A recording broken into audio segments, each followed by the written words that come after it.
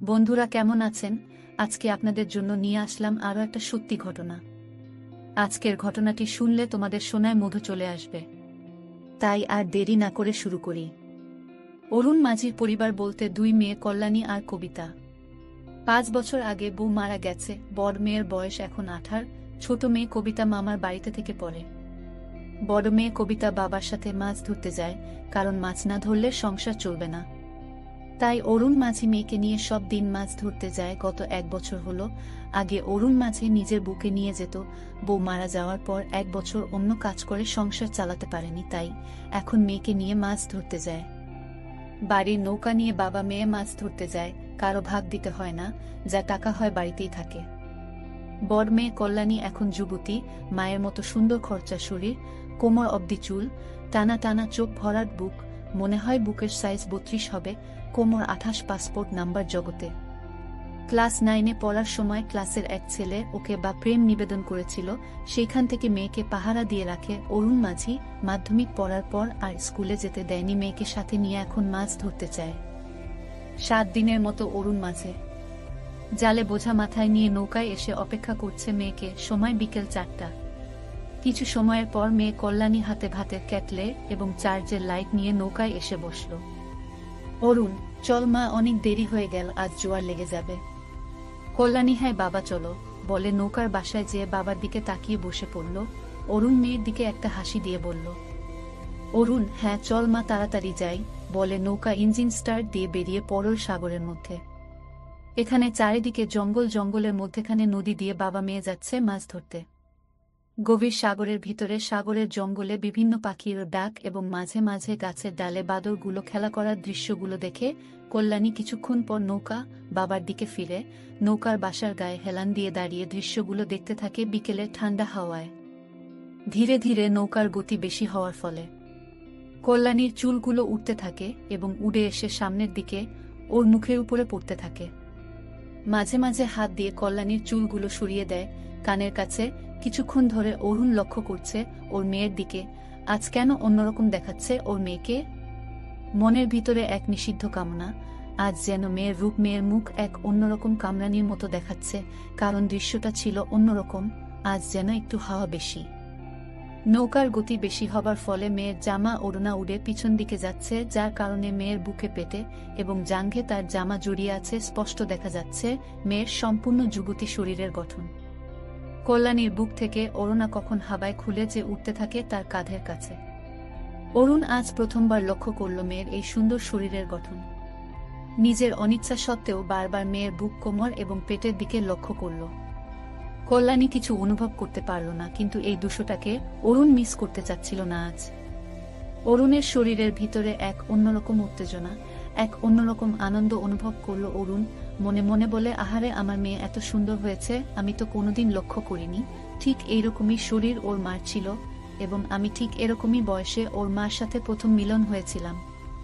এইসব কথা ভাবতে ভাবতে হঠাৎ কল্যাণী অরুণের চোখের দিকে তাকায় এবং ইশারায় জিজ্ঞাসা করেছে, কি দেখছো?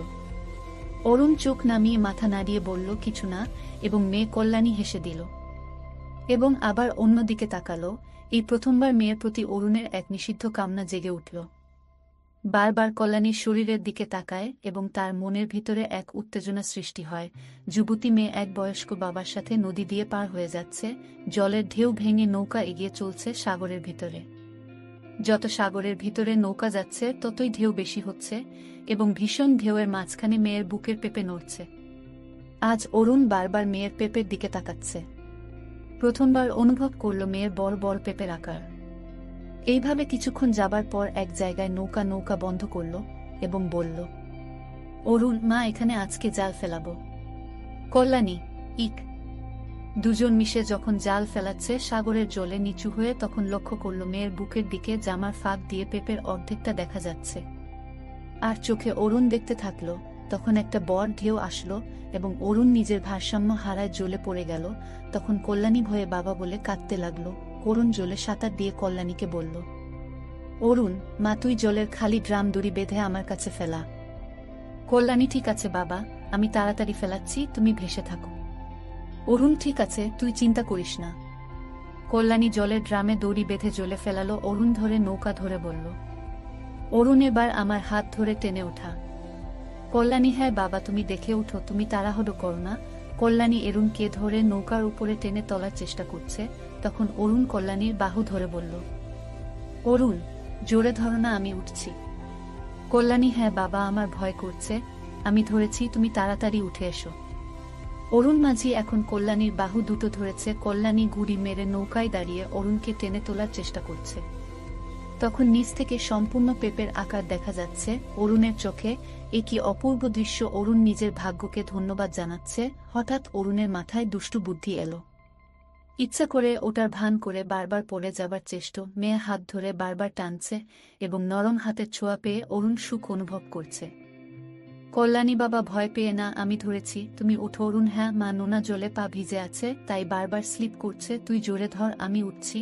অরুণ কষ্ট করে নৌকার উপরে ওঠার পর হঠাৎ পা স্লিপ করে মেয়ের উপরে পড়ে গেল। মেয়ে বাবা বলে চিৎকার করল। মেয়েকে জড়িয়ে ধরে জালের উপরে পড়ে গেল। কল্যাণীকে জড়িয়ে ধরে এই প্রথম একদম ওর বুকের উপরে সম্পূর্ণ পড়ে থাকল।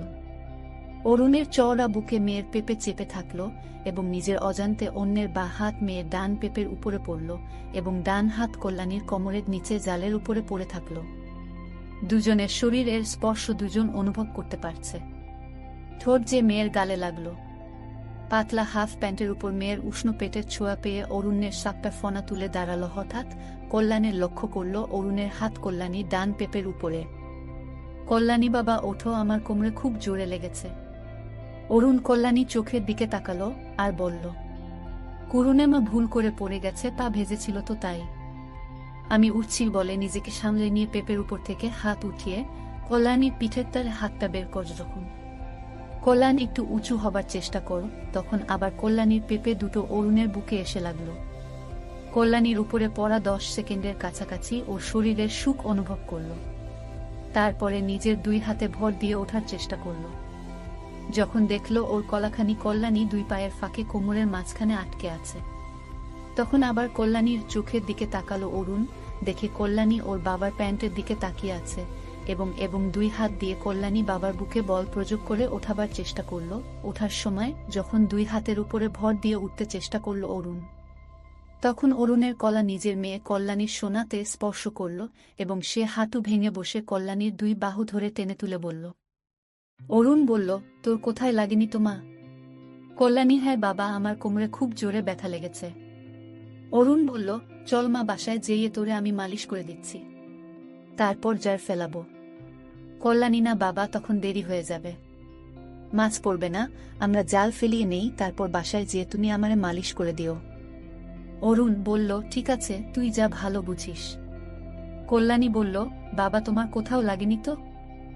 অরুণ বলল, আমার চিন্তা করিস না। কল্যাণী বলল, আমি খুব ভয় পেয়ে গেছিলাম। অরুণ বলল, কিসের ভয় মা? জালি হয়ে জলের ভয় করলে হবে। কল্যাণী, ভয় করব না কেন বলো বাবা, তুমি ছাড়া আমাদের কে আছে বলো? তোমার যদি কিছু হয়ে যায় আমার আর আমার বোনের কি হবে? অরুণধুর পাগলি, আমার আর কি হবে বলে কল্যাণীকে বুকে টেনে নিল। কল্যাণী বাবার বুকে যেয়ে পেটে হাত দিয়ে বলল, মা অল্প বয়সে মা মারা গেছে, আবার যদি তোমার কিছু হয়ে যায় আমরা তো পথের ভিখারি হয়ে যাব, তাই খুব ভয় লাগছিল। তখন অরুণের গলা আবার কল্যাণীর পেটে লাগলো। খারাপ গলা দেখে অরুণ একটু লজ্জাবোধ করে সরে দাঁড়ালো এবং বলল, অরুণ ঠিক আছে, চল জাল ফেলিয়ে তারপরে তোকে একটু মালিশ করে দিই।